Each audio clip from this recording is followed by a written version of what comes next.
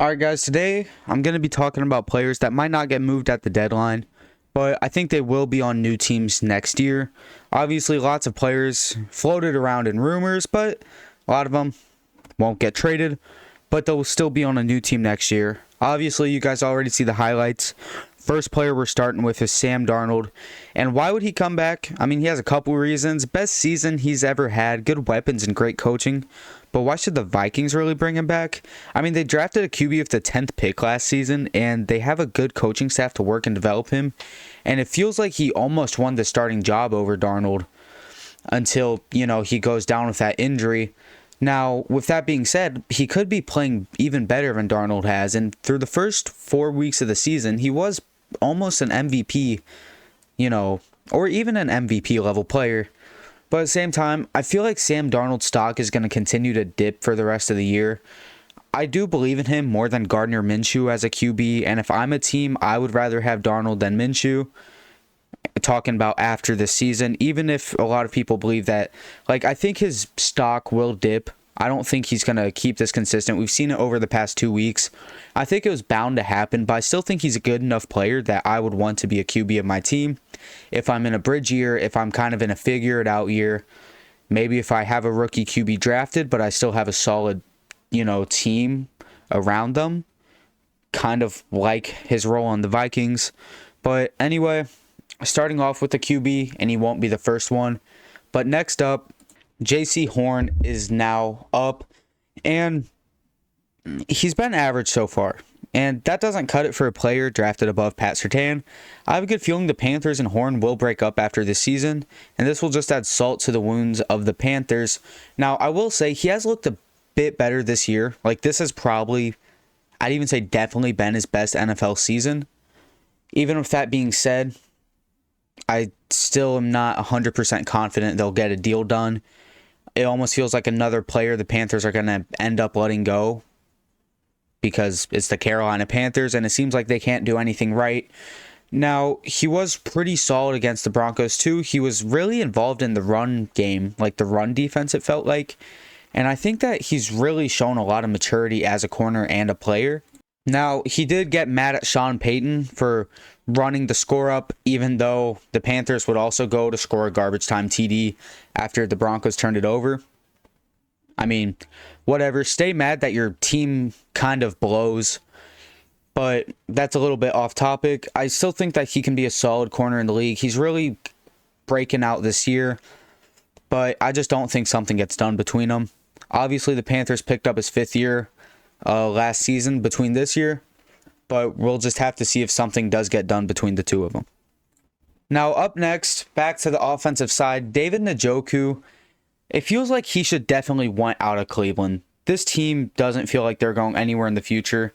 He was in my trades video, but I figured he really does deserve a spot here too. Now, I'm going to assume that most of you watching this didn't also see that trades video, so I'm not going to be too brief over it, but he has 1 year on his deal, and he's probably due to get paid again. Obviously, he's not going to be, I wouldn't make him the highest paid tight end, but I think that he is ready to get another solid contract for a tight end. Obviously, he's still playing good. He's missed quite a bit of time this year, but for example, a team I think he'd be traded to, maybe not after this past weekend because the tight ends did kind of show up for the Broncos. But even with missing 4 games before this weekend, he had more yards than all of the Broncos tight ends combined through 6 or 7 weeks. And Njoku only played 3 or 4 games. That just shows that a lot of teams might lack a true number 1 tight end. And I think that Njoku might be able to get more money out there in free agency than he will with the Browns.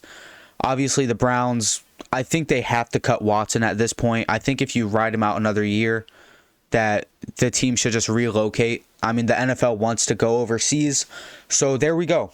The Cleveland Browns are now going to be, the German Knights, the Great Britain Crowns, the Queens, maybe the Queen Elizabeths pay a little bit of homage, but at the same time, I don't think Cleveland's going anywhere good, and I don't think anyone should re-sign with them right now. Speaking on that, I do have another Cleveland, not another, but I will be talking about Cleveland a lot more in a video coming up.